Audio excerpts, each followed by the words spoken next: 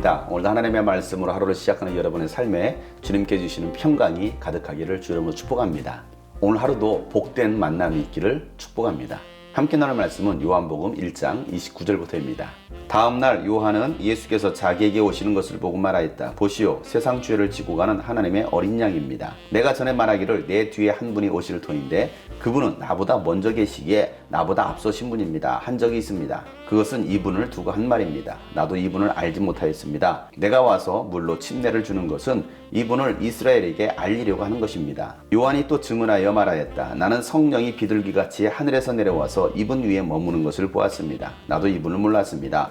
그러나 나를 보내어 물로 침례를 주게 하신 분이 나에게 말씀하시기를 성령이 어떤 사람 위에 내려와서 머무는 것을 보거든 그가 바로 성령으로 침례를 주시는 분임을 알아라 하셨습니다. 그런데 나는 그것을 보았습니다. 그래서 나는 이분이 하나님의 아들이라고 증언하였습니다. 다음날 요한이 다시 자기 제자 두 사람과 같이 서 있다가 예수께서 지나가시는 것을 보고서 보아라, 하나님의 어린 양이다 하고 말하였다. 그 두 제자는 요한이 하는 말을 듣고 예수를 따라갔다. 예수께서 돌아서서 그들이 따라오는 것을 보시고 물으셨다. 너희는 무엇을 찾고 있느냐? 그들은 랍비님 어디에 묵고 계십니까? 하고 말하였다. 랍비는 선생님이라는 말이다. 예수께서 그들에게 대답하셨다. 와서 보아라. 그들이 따라가서 예수께서 묵고 계시는 것을 보고 그날을 그와 함께 지냈다. 때는 오후 4시쯤이었다. 요한의 말을 듣고 예수를 따라간 두 사람 가운데 한 사람은 시몬 베드로와 형제가 아닌 안드레였다. 이 사람은 먼저 자기 형 시몬을 만나서 말하였다. 우리가 메시아를 만났소. 메시아는 그리스도라는 말이다. 그런 다음에 시몬을 예수께로 데리고 왔다. 예수께서 그를 보시고 말씀하셨다.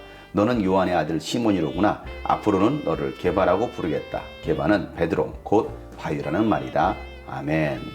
제사장들과 레위 사람들이 침례 요한을 찾아와서 당신은 누구요라고 질문했을 때에 나는 그리스도도 예언자도 아니요, 그저 나는 광야에서 외치는 자의 소리일 뿐입니다 라고 고백을 했었습니다. 그리고 자신은 아무것도 아닌 내 뒤에 오시는 이 바로 예수 그리스도가 참된 주인공이라고 말을 합니다. 침례 요한은 사명을 알고 사명대로 살아간 사람입니다. 자신은 감추고 오직 예수 그리스도만 드러냈던 사람입니다. 다음 날 예수님께서 침례 요한에게 오는 것을 보게 됩니다. 그러자 요한은 예수님 보고서 보시오, 세상 죄를 지고 가는 하나님의 어린 양입니다 라고 말을 합니다. 요한은 지금 예수님을 뭐라고 고백하고 있습니까? 세상 죄를 지고 가는 하나님의 어린 양이라는 것입니다.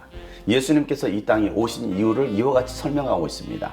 세상의 모든 죄를 지고 갈 하나님의 어린 양이라는 것입니다. 구약에는 인간들의 죄를 대신하기 위하여 어린 양을 잡았습니다. 어린 양의 희생을 통하여 그들은 죄 없다함으로 인정받았었습니다. 그래서 어린 양을 볼 때마다 자신의 죄를 생각하게 되는 것입니다. 그런데 예수님이 바로 세상의 죄를 지고 가는 하나님의 어린 양이라는 것입니다. 요한은 철저히 예수 그리스도를 증거하고 있습니다. 요한은 예수님보다 먼저 태어났지만 예수님은 자신보다도 먼저 계신 분이라고 증언하고 있습니다. 요한도 예수님이 어떠한 분인지를 잘 알지 못했습니다. 그가 침례를 주었던 것도 이스라엘 가운데 예수님을 증언하기 위해서 침례를 줬던 것입니다. 이것은 하나님의 명령이었습니다. 그리고 하나님께서 요한에게 말씀하시기를 성령이 어떤 사람 위에 머무는 것을 보거든 그가 바로 성령으로 침례를 주시는 분이심을 알아라라고 말씀하셨습니다. 그리고 요한은 성령이 비둘기같이 예수님 머리 위에 임하는 것을 보았던 것입니다.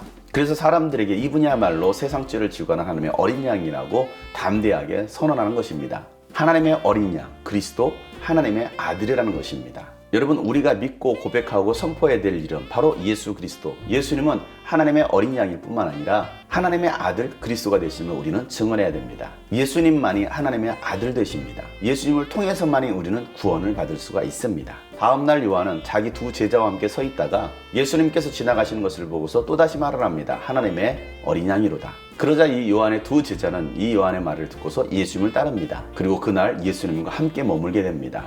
이 두 제자는 예수님과 함께 머물면서 예수님의 말씀을 들었습니다. 그중 한 사람이 바로 베드로의 형제였던 안드레였습니다. 이 두 사람은 요한의 제자여서 이제는 예수님의 제자가 되는 것입니다. 그렇게 예수님을 따라간다고 해서 또 요한은 말리지 않습니다. 자기의 사람은 아무도 없기 때문입니다.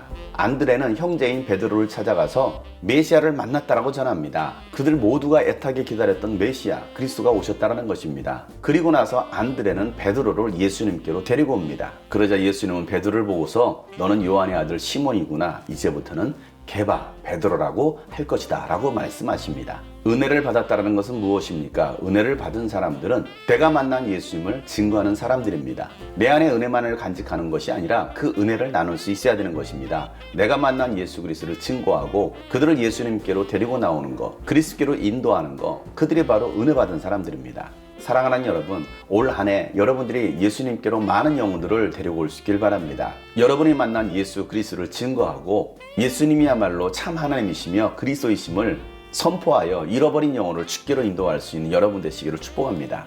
침례 요한은 자신의 제자마저도 예수님의 제자로 보냅니다. 우리 삶의 목표는 바로 예수님을 알지 못하는 영혼들을 예수님께로 인도하는 것입니다.